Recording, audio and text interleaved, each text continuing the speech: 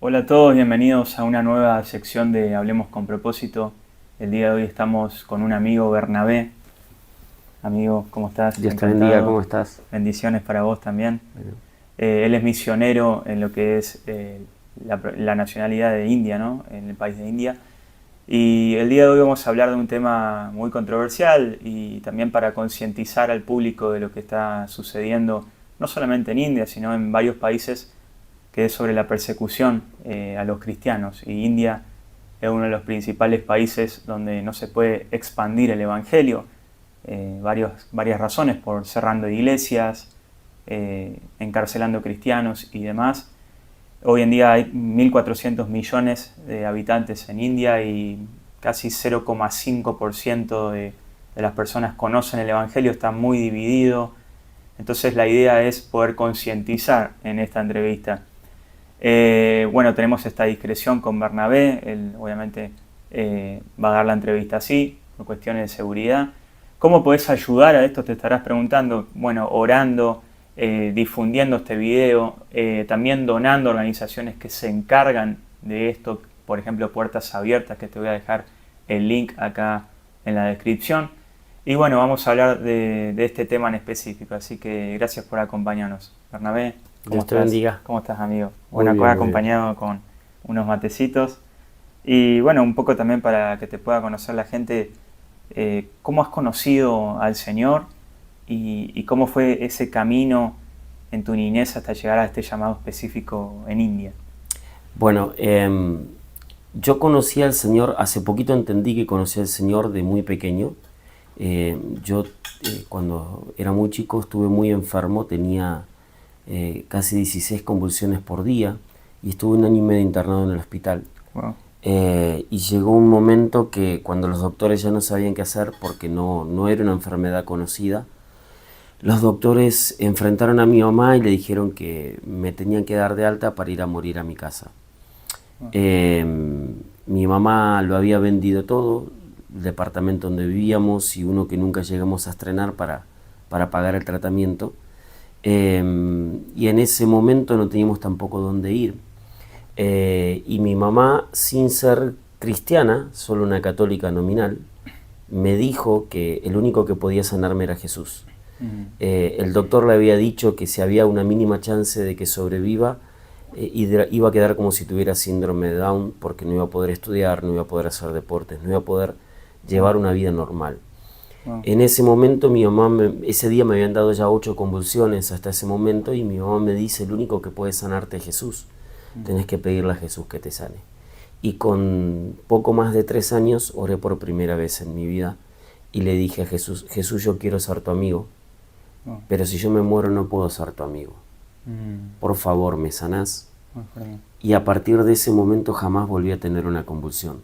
Wow. De hecho, nos fuimos a vivir a una estación de tren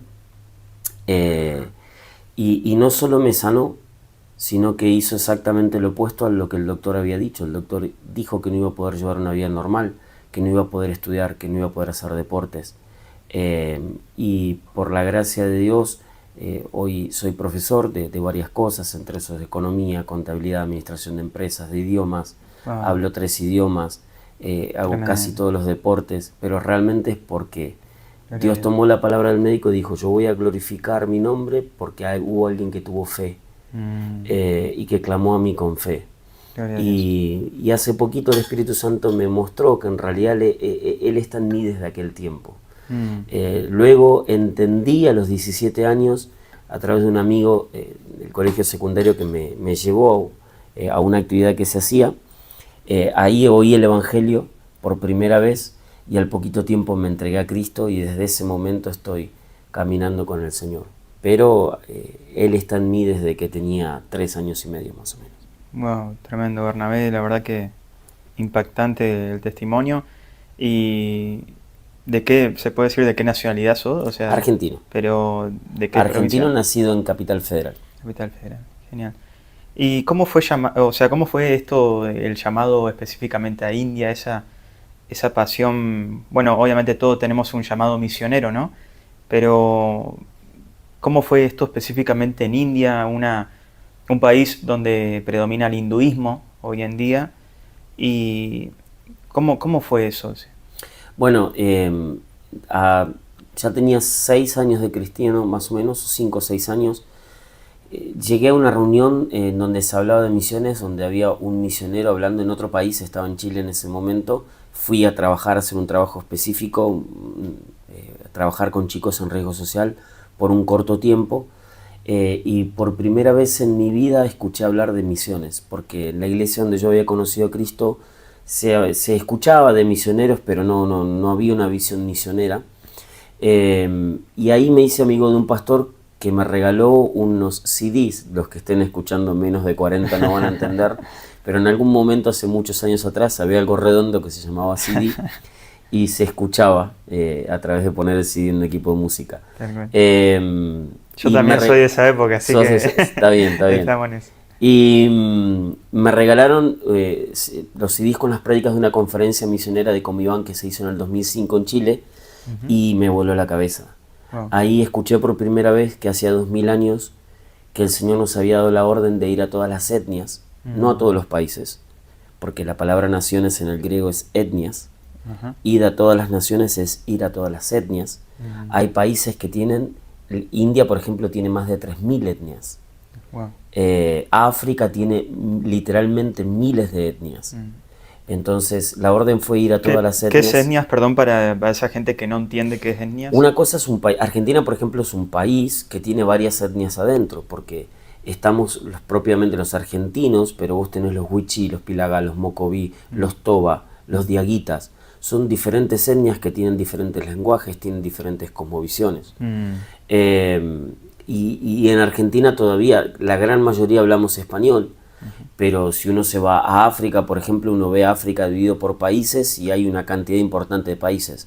Cuando lo ves dividido por etnias, no te alcanzan los ojos para verla. Es casi como las estrellas del cielo. Es imposible de contar la cantidad de etnias que hay en África. Lo mismo sucede con India. Y nos fue dada la orden de ir a cada etnia y hacer discípulos. Y ya pasaron 2000 años y todavía no lo hicimos. Solo en India hay más de 2000 etnias que jamás escucharon el Evangelio. Wow. No es que lo rechazaron, no escucharon. Hay más de 1000 millones de personas en India que nunca escucharon el Evangelio. Y después de 2000 años, eso es desobediencia, eso es pecado. Y en ese momento entendí que la iglesia de Cristo estaba en pecado. Y yo quisiera decir que oí la voz de Dios o vino un ángel. En realidad sentí mucha impotencia. No podía entender cómo pasaron 2000 años y todavía no lo hicimos. Y automáticamente nació como un fuego en mi corazón, casi te podría decir en mis entrañas, que Señor, yo quiero ser parte de esto, esto no puede ser, estamos en pecado y esto hay que solucionarlo. Y ahí comienza el llamado misionero. Wow, tremendo. Y bueno, para la gente que no sabe, también estás casado. Exacto. ¿En ese transcurso conoces a tu esposa? Unos años más tarde voy a una escuela a prepararme justamente para salir al campo misionero, una escuela específica de misiones y plantación de iglesias, y allí conozco a quien hoy es mi esposa. Fuimos compañeros los 2 años en la escuela, fuimos muy amigos primero, nos pusimos de novio y terminamos la escuela y nos casamos y nos fuimos a vivir al impenetrable Formoseño con los Wichís, como parte también de la preparación. Yo con llamado a pueblos no alcanzados, es decir, pueblos en donde nunca fue predicado el Evangelio. India es parte o tiene muchos de esos pueblos, y ella con un llamado particular a India y a Calcuta en lo particular. Entonces, bueno, ahí se complementaron los llamados. Había un mismo llamado, había un mismo corazón, una misma forma de amar a Dios. Estaba todo más que claro. Bueno, Dios une propósito. Exacto. Pero, o sea que específicamente, primeramente el llamado a India, o sea, la que primero vino a India en la cabeza fue ella. En India como específico, sí, ella tuvo llamado a Calcuta antes que yo. Los dos teníamos llamados misioneros, por eso fuimos a la escuela, y los dos llamados a pueblos no alcanzados. Solo que yo todavía no había recibido el lugar. Era un llamado general a pueblos, lo sigue siendo, no es solo Calcuta, un llamado general a pueblos no alcanzados, y ella ya había recibido el lugar, y Dios luego también obviamente me lo confirma a mí. Bien, bien. Y bueno, ya sé, para la gente que no sabe, ¿hace cuánto estás en India? Hace 6 años que estamos en India. Hace 6 años. ¿Y cómo has visto una evolución, un crecimiento? ¿Cómo fue la diferencia del día 1 que llegaste a 6 años después? ¿Van peor, van mejor? ¿Evolución en qué sentido? ¿El país? En el país. India es difícil. India en algunas cosas parece una potencia mundial, pero en otra hay muchísima pobreza, eso no se derrama a la gente. Tiene poca gente con muchísimo dinero, algunas empresas enormes, muy grandes y con una capacidad tecnológica muy importante, pero eso no se derrama. La mayor cantidad de gente vive en el campo, vive en las aldeas cultivando arroz o otras cosas, y eso a la población no se derrama. Y la pobreza en India es pobreza que no puede ser comparada a la pobreza en Argentina. Una cosa es ser pobre en Argentina y otra cosa es ser pobre en India. Y claro, hay más pobres y digamos, la pobreza es mucho más profunda allá. Y con respecto a esto de predicar el Evangelio, ¿cómo has visto esa evolución? Con los años se va endureciendo cada vez más. Hay un gobierno en la actualidad que es un gobierno que tiene la visión de una India completamente hindú, y los controles se van endureciendo cada vez más. De todas maneras, a ver, claro, está prohibida la predicación del Evangelio en India y está prohibida la conversión al cristianismo. Hay algunos cristianos en India, muy poquitos, y los que hay están concentrados mayormente en 2 estados considerados cristianos, pero realmente no son cristianos reales, son muy pocos los cristianos reales, son cristianos nominales porque vienen de hijos o nietos o tataranietos de cristianos o bisnietos de cristianos, y para ellos la religión es un tema familiar. Entonces no es que tuvieron un encuentro con Jesucristo de manera personal. Como el padre de ellos era cristiano, bueno, yo soy cristiano. Es una tradición. Es una tradición. Lo mismo sucede con el hinduismo y lo mismo sucede con el islam. Es exactamente lo mismo. Entonces ya de por sí son pocos los cristianos realmente convertidos. Y en segundo lugar están polarizados en 2 lugares de India, y la gran mayoría de India no tiene testimonio del Evangelio. La gran mayoría de las personas no han escuchado, más de 1.000 millones, no han escuchado todavía el Evangelio. Wow, muchos. Estamos hablando de 25 veces la población de Argentina entera, solo en India todavía no escuchó el Evangelio. Wow. Y en más de 2.000 idiomas diferentes.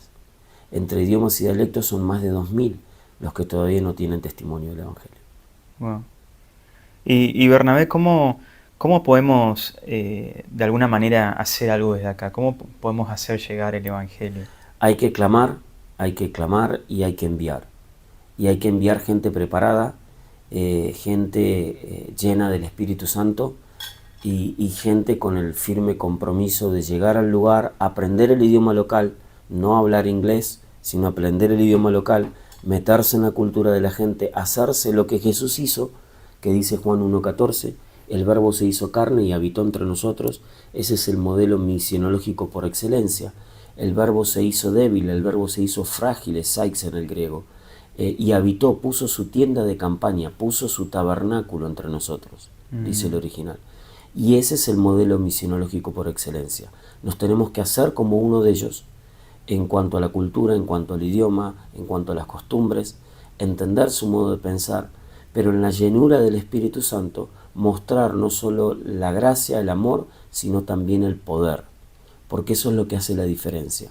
Cuando ellos comparan y ven que los ídolos no tienen poder para sanarlos, no tienen poder para bendecirlos, no tienen poder para traer paz, para traer restauración, pero que en cambio cuando llega Jesucristo rompe con toda estructura y muestra su poder y muestra su restauración. Él es el príncipe de paz, y ahí la gente comienza a convertirse, no sin persecución, claro, pero lo primero es ser lleno del Espíritu Santo, enviar gente llena del Espíritu Santo con amor por la gente, pero también con el objetivo claro de aprender los idiomas locales para predicarles en su lengua materna. Exactamente. Y Bernabé, te quería preguntar estos desafíos que has tenido al principio. Como bien vos decías, hay que prepararse, ¿no? porque convengamos que de pasar de Argentina a India, un lugar que totalmente no se puede cantar, alabar, no se puede compartir la palabra, cosas que tenemos el privilegio de hacerlo acá. ¿Cómo te has preparado? ¿Cómo fue tus primeros encuentros enfrentándose a la persecución? Bueno, en realidad el que prepara es Dios y nos prepara mucho antes de lo que nosotros creemos. Por ejemplo, con lo que a mí me pasó de niño, yo solo contar, de hecho el primer fruto que vi en India, el primer convertido que vi en India fue por contar mi testimonio de cómo Dios me había sanado a mí, y eso generó fe en Él para pedirme que ore para Él también ser sanado. Tremendo. De hecho lo compartí en inglés sin saber inglés. Wow. O sea, el Espíritu Santo me ponía en la mente las construcciones gramaticales, y yo comencé, yo no sabía más del verbo to be en presente. Si es que, y si me apurabas en tercera persona me quedaba dudando. Y de repente aparecían las construcciones gramaticales en mi cabeza, y comencé a contar mi testimonio y a predicar el Evangelio. Y uno de las personas que estaba escuchando, Tarok Mondol, tuvo fe a raíz de lo que escuchó, me pidió que orara por él. Cuando oro por él sé que él se está sanando, que el Espíritu Santo lo está sanando, y al otro día nos llama a su casa y nos pide ser bautizado, porque él había sido sanado y ahora quería rendir su vida por completo al Señor Jesucristo.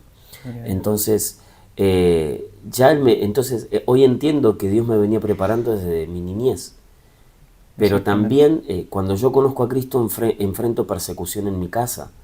Mi madre me rompía la Biblia, me echaba de mi casa casi fin de semana de por medio porque iba a la iglesia, me dejaba sin comer, me tiraba con cuchillos, literalmente tengo las marcas de los cuchillos en el cuerpo. O sea, tu mamá, la que al principio era cristiana. Mi mamá nunca fue cristiana, era católica nominal. Era católica. En el claro, momento de cristiana desesperación, católica. exacto, en el momento de desesperación me dijo, orá a Jesús. Claro, el tema es que el Jesús de que ella conocía, el de los católicos, el de la religión. Claro. Cuando yo conozco a Cristo hay un cambio muy radical en mi vida. Y ella no lo pudo, aparte, bueno, mi mamá tenía muchos problemas espirituales, ¿no? Claro. Y había una oposición espiritual en mi casa en ese momento, y se manifestaba con persecución, literalmente tirándome cuchillos, no es una exageración. Wow. Y bueno, y muchas más cosas, gritos, insultos, golpes, hasta que después de un tiempo mi mamá termina rendida a los pies de Jesucristo. Mi mamá llegó a amenazar de muerte al que era mi pastor. El día de mi bautismo pasó al altar y amenazó de muerte a mi pastor. Y odiaba la iglesia.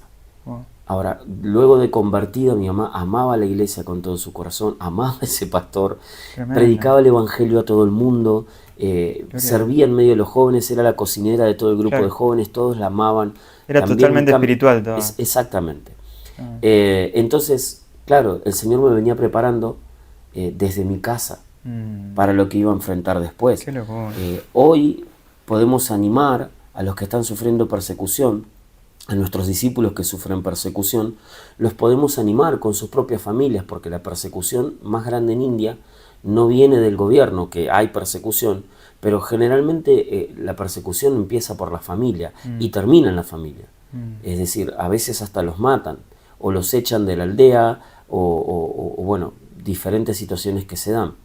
Y hoy podemos animarlos y con autoridad, porque hemos pasado por ahí. He pasado por ahí. Y sé que si perseveramos en el Señor Jesús, la familia completa termina rendida a los pies de Jesucristo. Lo he vivido. No solo vamos con la teoría, vamos con la práctica, con la experiencia, con el testimonio. Somos testigos. No somos solo predicadores. Somos testigos de Jesucristo, porque ya lo experimentamos a Él. Ya experimentamos su poder. Entonces puedo ir a contar lo que Dios ya ha hecho en nuestra vida. Y de esa manera hoy vemos eso reproducirse en nuestros discípulos.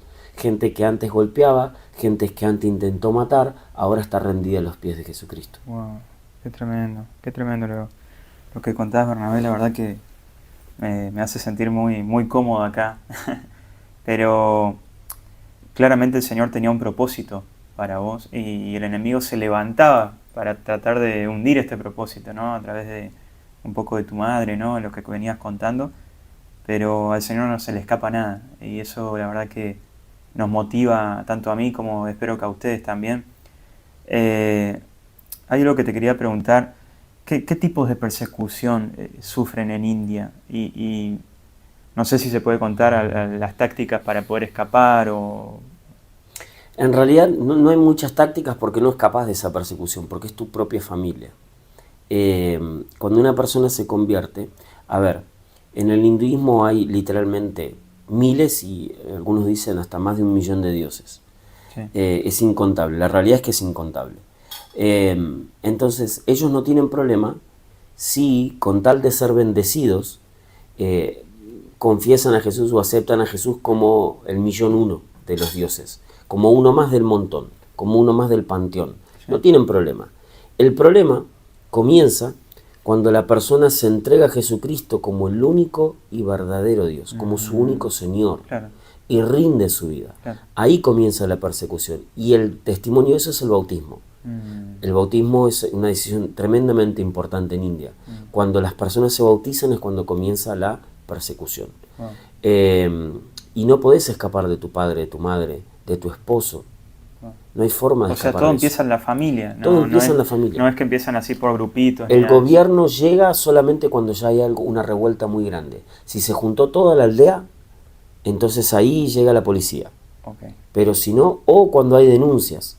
Si hay denuncias, en vez de tomar justicia por mano propia, se denuncia a la policía, entonces ahí el caso se eleva al gobierno y bueno, es la policía quien actúa.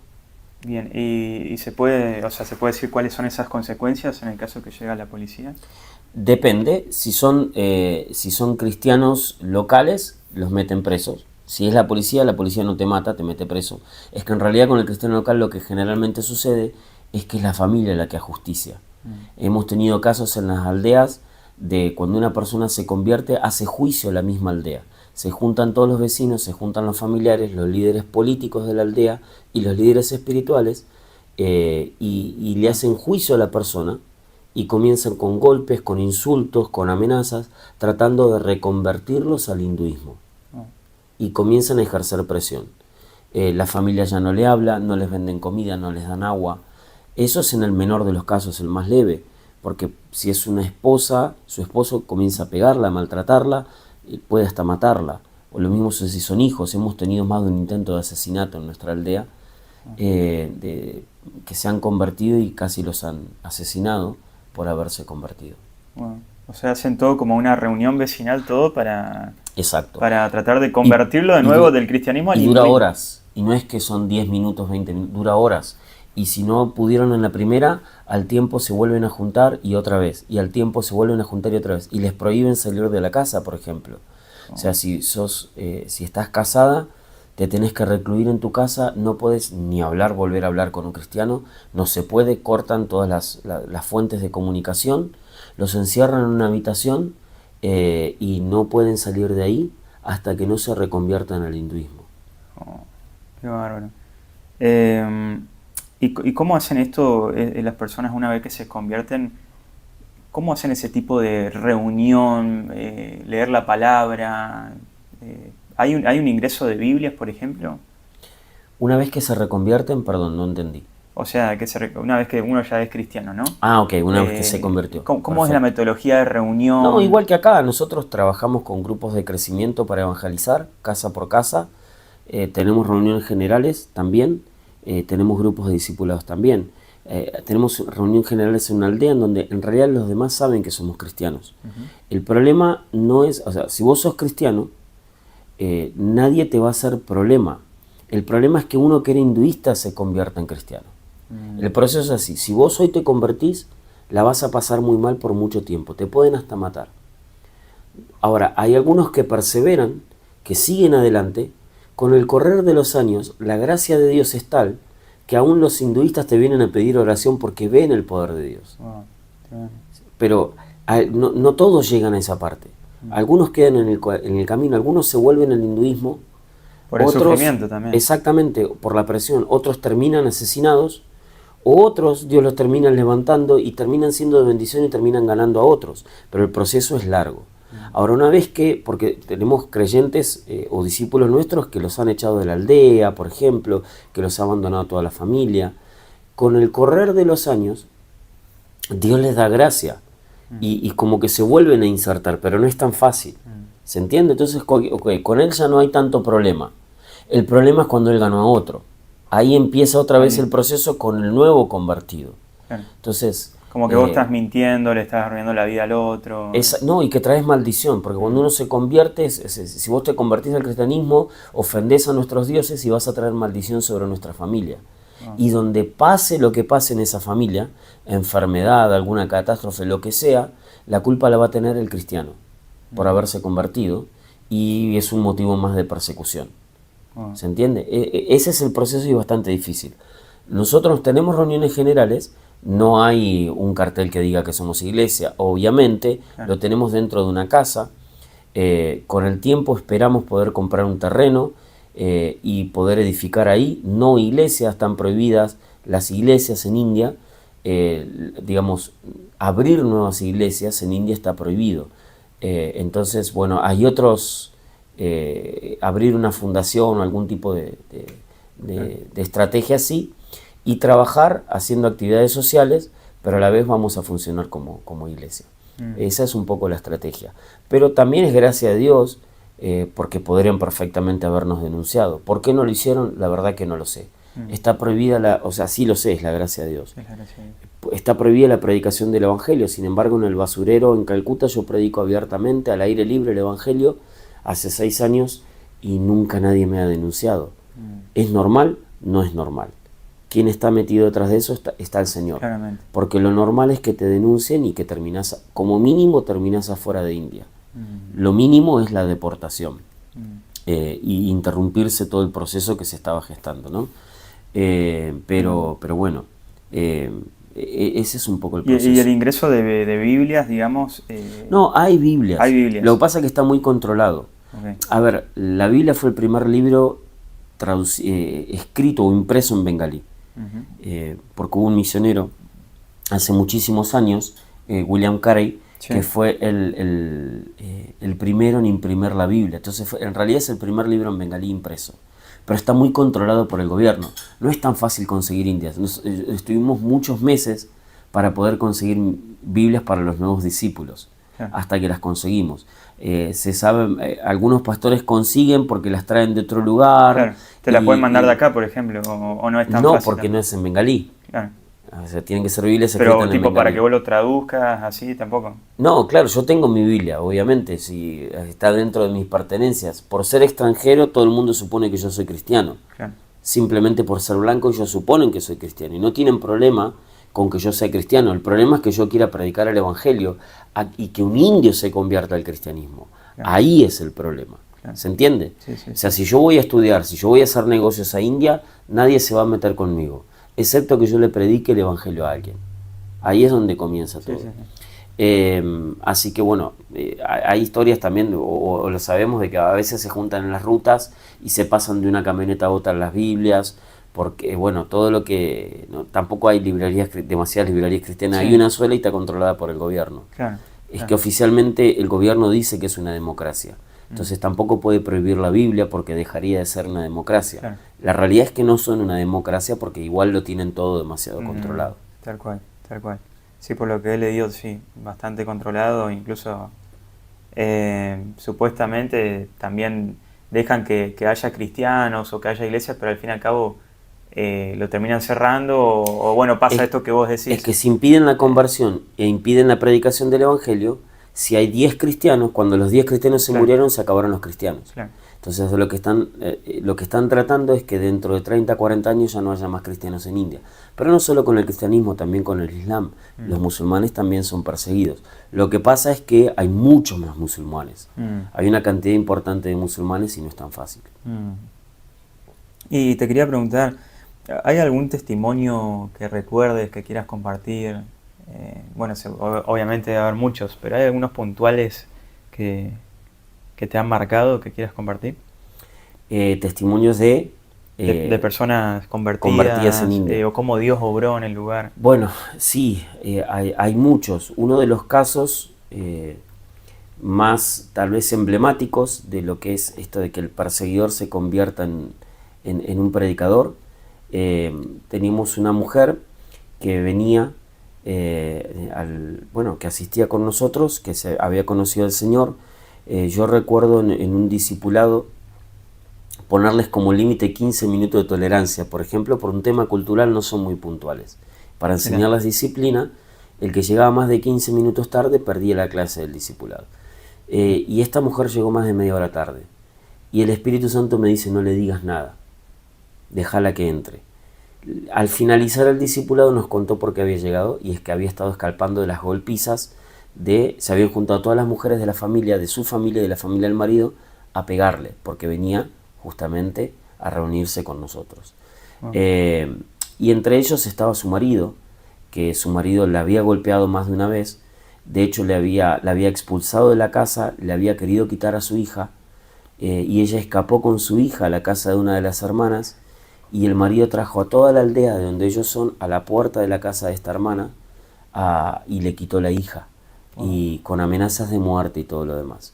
Estuvimos orando por él, y al poco tiempo comienza a haber una reconciliación entre ellos, y él termina entregándose a Jesucristo. Pero todavía estaba muy atado espiritualmente. Venía a las reuniones, se dormía, no escuchaba mucho la palabra, era todo un tema espiritual muy, muy profundo. Hasta que un día nosotros estábamos fuera de India y nos llegó un mensaje de orar por él, porque hacía 2 días que él no reconocía a nadie. Lo llevaban al hospital, había quedado como loco, como si estuviera loco, desvariaba. Lo único que decía era Joe Jisu, que Joe Jisu es las victorias de Jesús. Es como el saludo como si fuera Dios te bendiga, dentro de los bengalíes, ¿no? Cristianos. Pero no reconocía a nadie. Lo llevaron al hospital, lo querían llevar a los brujos de los hindúes para que le sacaran los espíritus que habían entrado por el cristianismo, hacer una liberación religiosa. Y en medio de toda su locura, él no quería, se agarraba de los dinteles de la puerta porque él escuchaba, solo que no podía comunicarse.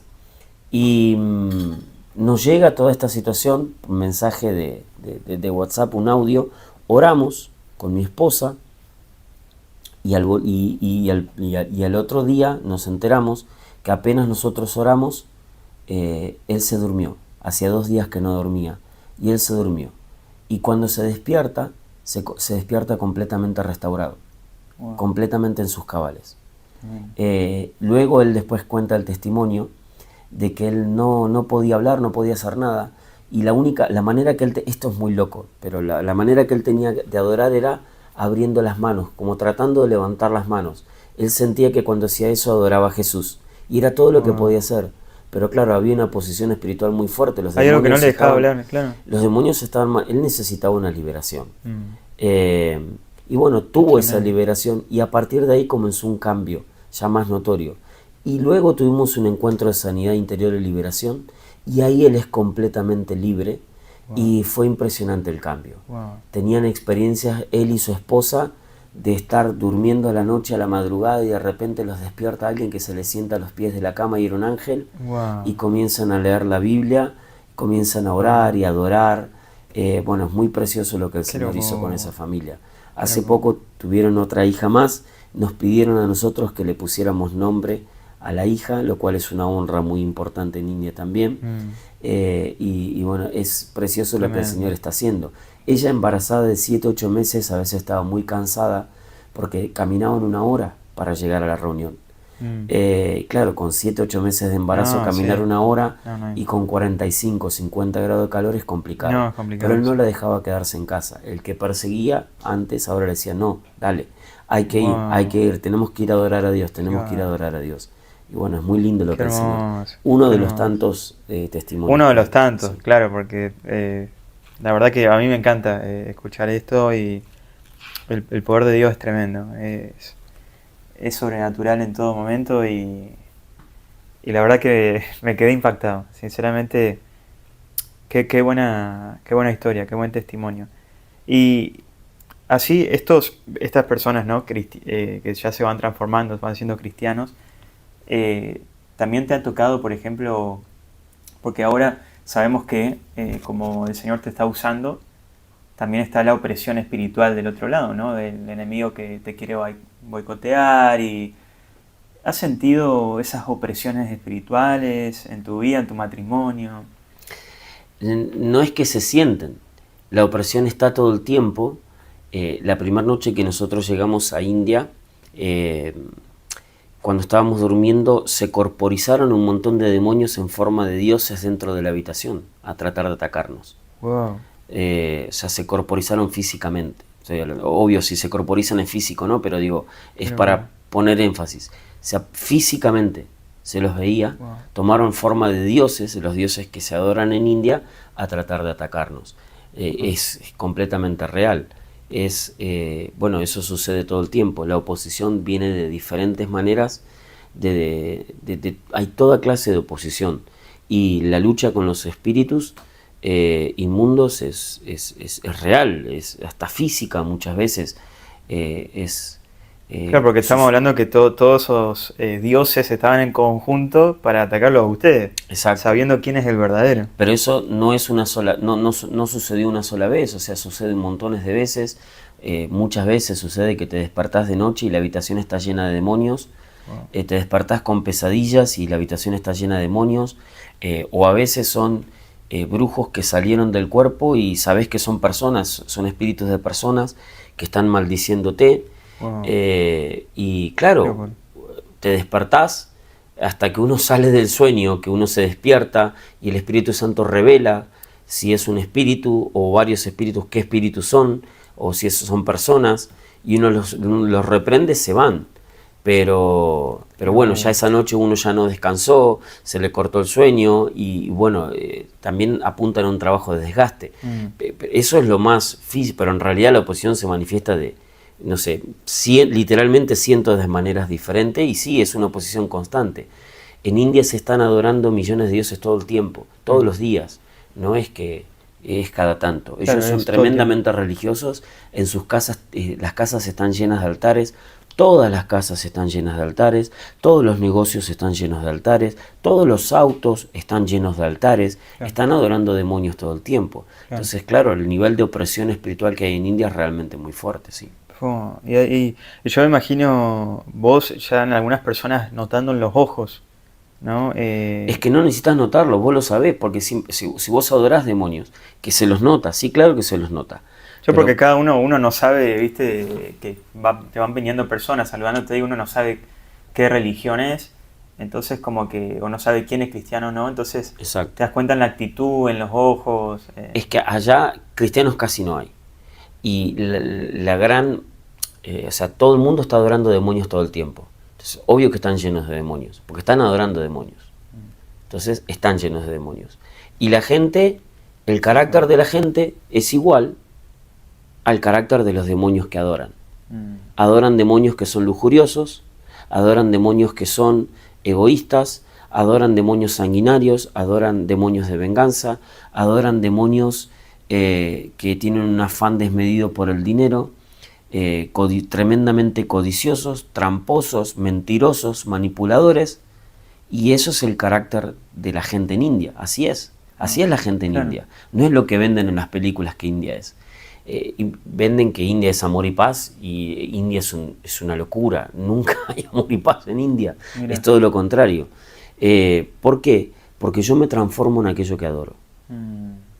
Muy bueno. Por eso cuando adoramos al Rey de Reyes y al Señor de Señores y pasamos tiempo con Él, nos vamos transformando en lo que Él es, porque Él nos va transformando. Manso y humilde. Exactamente, en todo sentido. Su compasión se nos transfiere, su amor se nos transfiere, su paciencia es el fruto del Espíritu: amor, gozo, paz, paciencia, bondad, benignidad, mansedumbre, templanza, fe. Todo lo que el Espíritu Santo tiene se nos transfiere, también su poder. Y los que adoran demonios terminan siendo igual que los demonios que adoran, porque lo que adoro es a lo que me termino pareciendo. Exactamente, muy bueno. Y Bernabé, no me quería saltar ninguna pregunta. Esto te quería preguntar, ¿qué consejos le daría a aquellos que quieren empezar a... Obviamente todos tenemos que ser misioneros, ¿no? Tenemos llamado misionero, pero aquellos que se quieren preparar para infundir a ser misioneros, a abrir una iglesia a países perseguidos y demás, ¿qué le dirías? Llenura del Espíritu Santo. Sin Él es imposible. Pero eso no es para el que quiere ir a un país, digamos, con o un país no alcanzado. ¿Está bien? Eso es para todo el mundo. Pero lo indispensable es llenura del Espíritu Santo. Porque también hay que capacitarse, es verdad. La capacitación es la evidencia de que algo grande está por venir. Eso es real. Pero no hay forma de terminar de capacitarse para un país no alcanzado. No te podés preparar para India. Es imposible. Porque vos no reproducís el ambiente que hay en India. Fuera de India no lo podés reproducir. Los desafíos que hay en India, fuera de India, no los vas a enfrentar. Entonces nunca te terminas de preparar. En realidad la preparación es la llenura del Espíritu Santo. Porque incluso cuando estudiás misionología y te preparás y un montón de cosas, muchas de las cosas que se dicen y que se enseñan, cuando vas allá esos papeles se queman.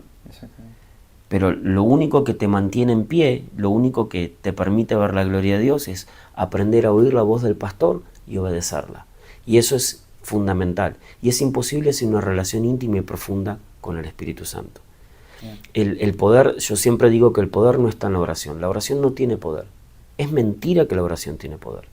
La oración no tiene ningún poder. El poder está en una persona, y esa bendita persona es el Espíritu Santo. Y la oración me pone en contacto con el que tiene el poder. El poder siempre lo tiene el Espíritu Santo. Entonces, en la medida que esté lleno del Espíritu Santo, se manifiesta el poder para la conversión de las personas, en todo sentido. Pero tampoco tengo que ir en búsqueda del poder. Tengo que ir en búsqueda de la persona. Mi objetivo no es el poder.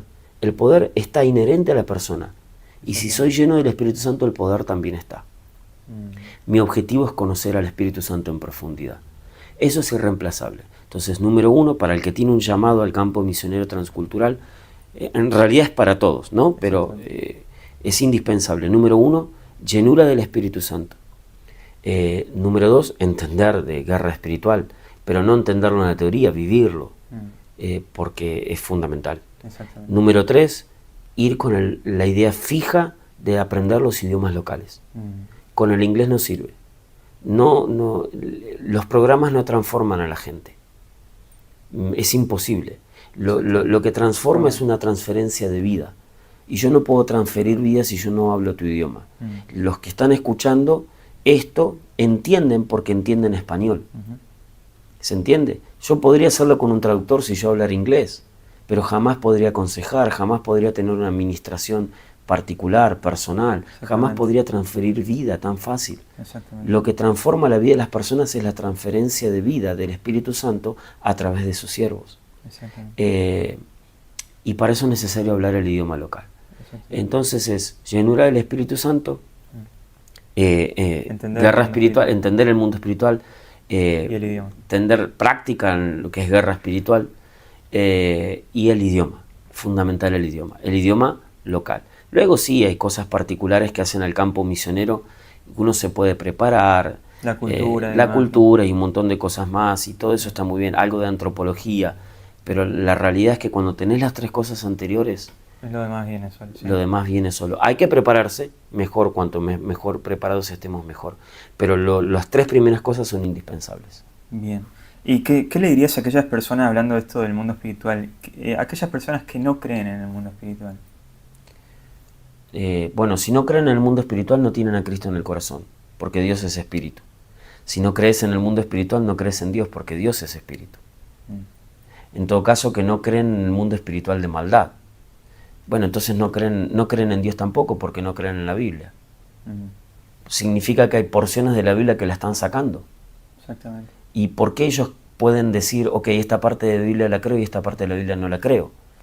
Porque en definitiva quien inspira la Biblia es el Espíritu Santo. Claro. Entonces que le creo algunas cosas que yo quiero creer y otras cosas no, y eso no me suena muy cristiano. Claro. Muy bueno lo que decís, porque encima la Biblia tiene millones de historias de guerras espirituales y... Todo el tiempo. Pero bueno...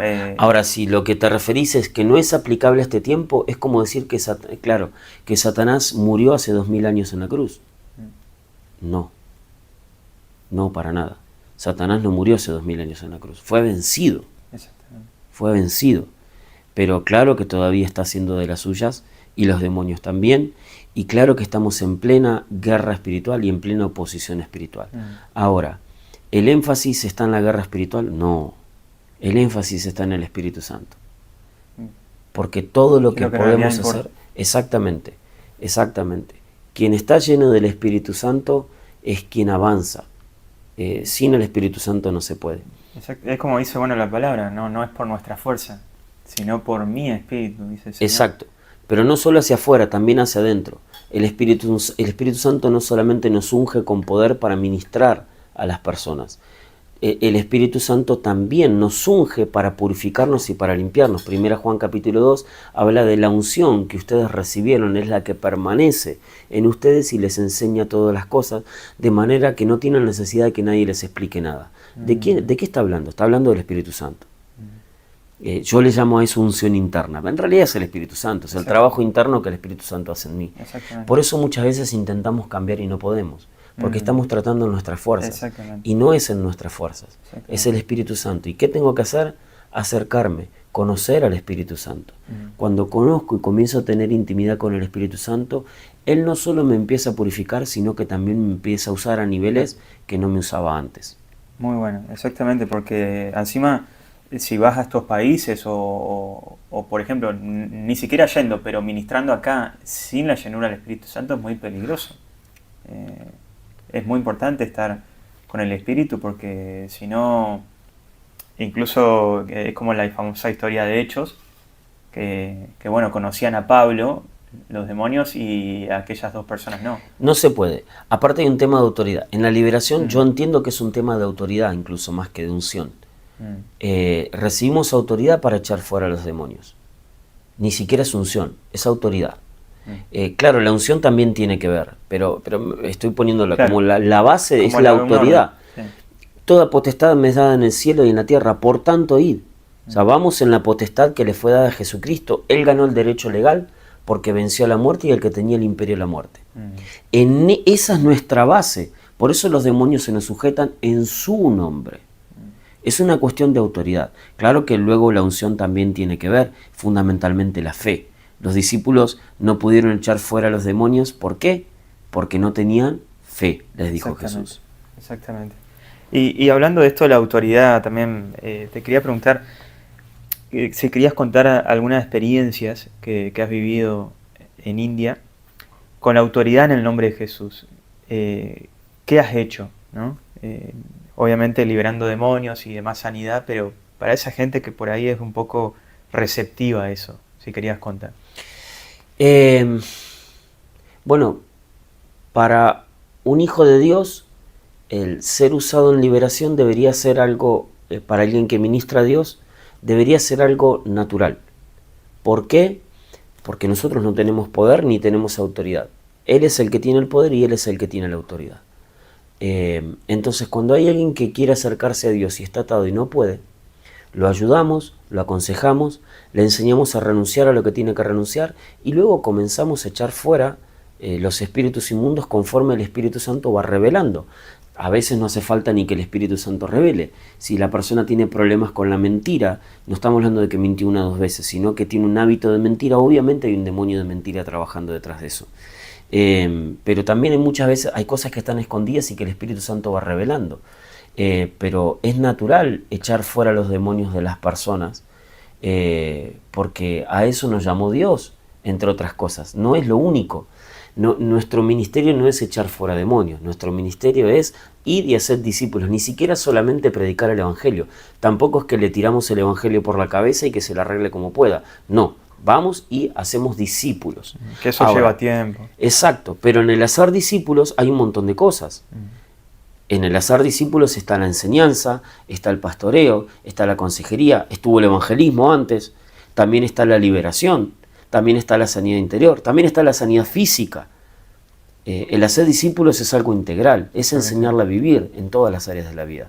Pero sí, por ejemplo, estas experiencias que te conté, que muchas veces intentan atacarnos los demonios y los reprendemos en el nombre de Jesús y desaparece todo y se van. Y dormís como un bebé. Bueno, y también con la gente, con los discípulos, especialmente cuando vienen el primer tiempo después de conocer a Cristo, necesitan ser liberados, necesitan ser limpiados. Y sí, muchas veces en la liberación, bueno, los demonios también se manifiestan, incluso hablan. Los demonios te hablan. Te dicen, no, no me quiero ir por esto, por lo otro, o simplemente te dicen que no se quieren ir, y bueno, y se manifiestan, no, porque, no sé, pueden decir un montón de cosas. En realidad no es que andamos hablando con demonios, pero digo, si ellos se manifiestan, muchas veces llegan a hablar. Y en el nombre de Jesús es tomar autoridad, y una vez que el Espíritu Santo reveló qué demonio es o cómo entró, es simplemente ordenarles que salgan y salen. Otras veces, cuando las personas confiesan sus pecados, a veces, por ejemplo, con una mujer, con una chica, en realidad, ella había sido abusada, pero nunca lo había contado a nadie. Y en un momento en la liberación, el Espíritu Santo me revela que había sido abusada, que había sido violada. Y bueno, le dije a mi esposa que la ministrara, y cuando se descubrió, o sea, la confrontamos. Primero decía, no sé, tal vez, hasta que llegó un momento que le dije, no, tenés que confesarlo. Y comenzó a contar la historia. Se hizo libre. Y claro, terminó siendo completamente libre, porque también los demonios se esconden detrás de todos esos traumas. No es que necesariamente esté mintiendo, uno para protegerse a sí mismo trata de olvidarse por vergüenza cosas, y demás, claro. por vergüenza, y también porque generalmente son del ámbito familiar los abusadores. Bueno, pero no solo con el abuso sexual, con un montón de cosas. Y sí, cuando son descubiertos qué es lo que estaban haciendo, cómo entraron, o qué pactos hicieron, a veces no son ellos, son sus padres o algún familiar, o son espíritus que vienen de generación en generación. Bueno, el tema es muy amplio, pero... Que eso hay mucho en India. En todos lados, acá también. Pero me imagino allá en India con diferentes...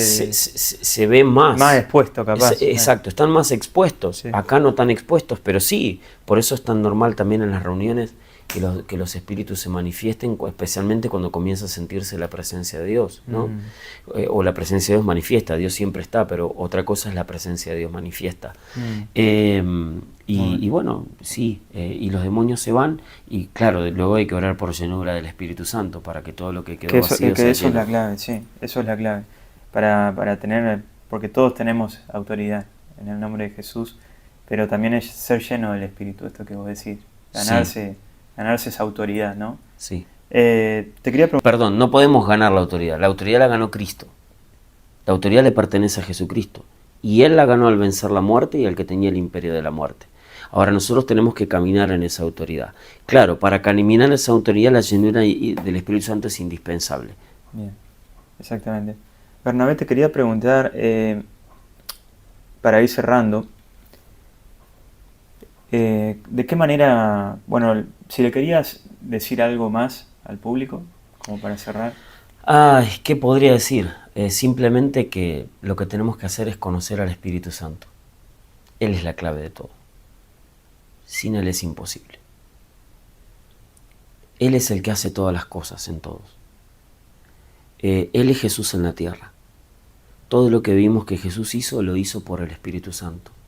No por ser Dios. Claro que era Dios. Claro, por supuesto, Jesús era Dios, Jesús es Dios, será Dios. Claro, por supuesto.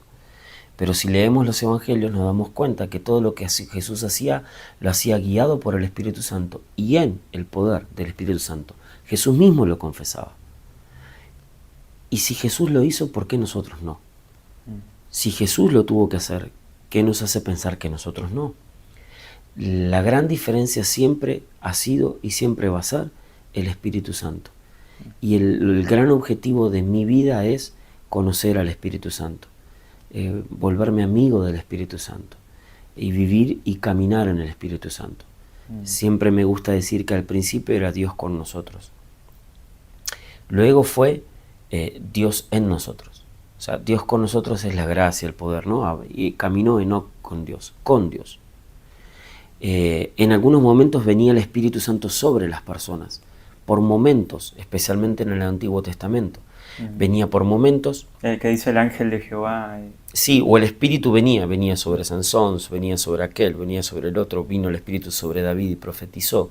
Venía el Espíritu Santo sobre y capacitaba para un objetivo específico, para una tarea específica. Entonces era Dios con, luego fue Dios sobre. En el Nuevo Testamento ya es Dios en nosotros. Ya es Dios en nosotros, porque el Espíritu Santo viene a vivir. Pero el objetivo de todo Ya no es Dios con, ya no es Dios sobre, ya no es Dios en nosotros, sino nosotros en Dios. Vivid Bueno. en el Espíritu. Bueno. Ahí es cuando para nosotros ya no hay imposibles, cuando estamos viviendo en el Espíritu. Esa es mi meta de vida, pero es mi meta de vida no porque sea un iluminado, es porque está en la palabra. Está en la palabra. Esa es la meta de vida, debiera ser la meta de vida de todo cristiano. Todos. Exactamente. Bernabé, Dios te bendiga mucho. gracias son unos héroes con su esposa, están sirviendo allá, la verdad que... El único héroe es el Espíritu Santo. Sin Él somos ceros exactamente. absolutos. Nada podemos hacer. Nada. Pero totalmente agradecido por charlar con vos, compartir esto.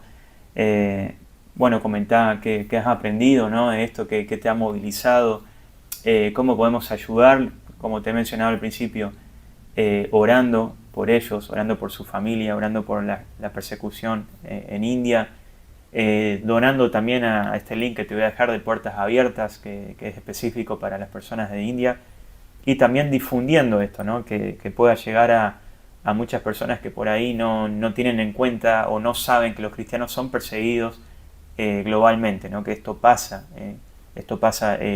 allá en lo que es India, África, también Corea del Norte, esas zonas.